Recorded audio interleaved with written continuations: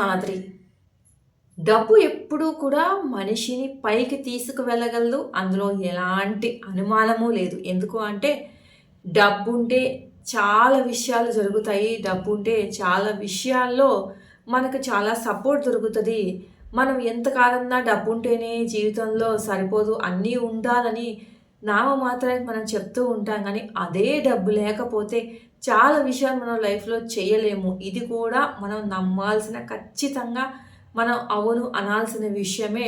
డబ్బుతోనే ప్రపంచం నడుస్తదా? డబ్బుంటే అన్నీ వచ్చేస్తాయా అంటే, డబ్బుంటే అన్నీ రాకపోయినా చాలా వరకు మోస్ట్ ఆఫ్ ది వరల్డ్ ఎక్కువగా డబ్బు మీదనే నడుస్తదనేది మాత్రం మనం అవునన్నా, కాదన్నా నమ్మి తీరాల్సిన విషయం అనమాట.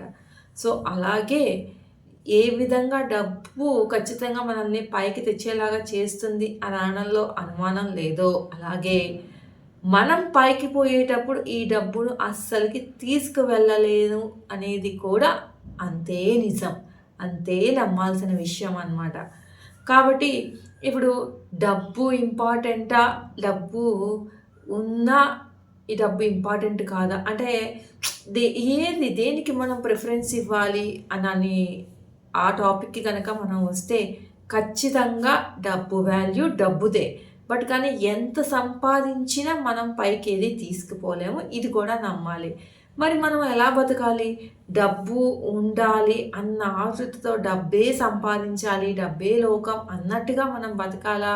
లేదంటే ఎళ్ళేటప్పుడు ఏది తీసుకెళ్ళలేము కాబట్టి అలా ఉండాలా అంటే డబ్బున్నా కూడా నిరాడంబరంగా ఉండాలనమాట. అంటే డబ్బొచ్చింది అన్న అహంకారం మనం పోకుండా డబ్బు అన్నిటికీ ముఖ్యం కాబట్టి నువ్వు ఒక రూ. 10 సంపాదించుకునే స్థాయికి నువ్వు గనక ఎదిగావు అంటే నీతో పాటు ఇంకొకరిని అట్‌లీస్ట్ ఒక పావలా సంపాదించుకునే స్థాయికి నువ్వు సాయం చేయగలిగితే చేయొచ్చు. అలా డబ్బు ఉన్నా కూడా నువ్వు ఆకాశంలో ఎగరకుండా, అహంకారానికి పోకుండా, నీ లిమిట్స్ ఏదో నువ్వు తెలుసుకొని, డబ్బున్నా నేనెవరికీ అందను అన్నట్టు కాకుండా, డబ్బున్నా నేను అందరికీ అందుబాటులోనే ఉంటాను.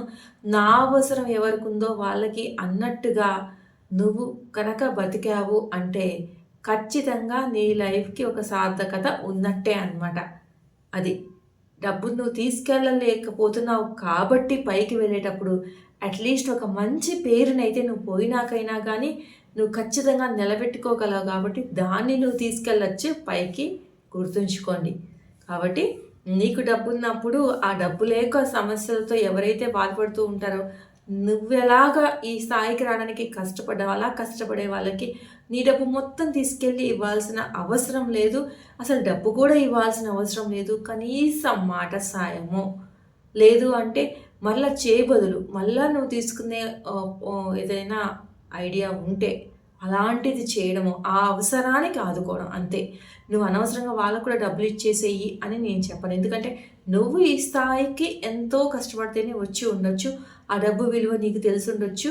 సో, డబ్బు విలువ తెలియని వాళ్ళ కోసం నీ డబ్బు ఖర్చు పెట్టమని మాత్రం చెప్పను.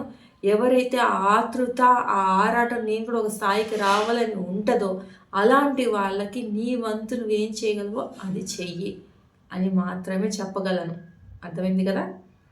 ఇదండి ఈరోజు వీడియో. వీడియో కనుక నచ్చితే లైక్ చేయడం మర్చిపోద్దు. మరిన్ని ఇలాంటి వీడియోస్ కోసం వెంటనే ఛానల్ సబ్స్క్రైబ్ చేసుకొని పక్కనే ఉన్న బెల్ ఐకాన్ కూడా ప్రెస్ చేయండి. అప్పుడే నేను పెట్టే డైలీ నోటిఫికేషన్స్ మీ దాకా వచ్చేస్తాయి.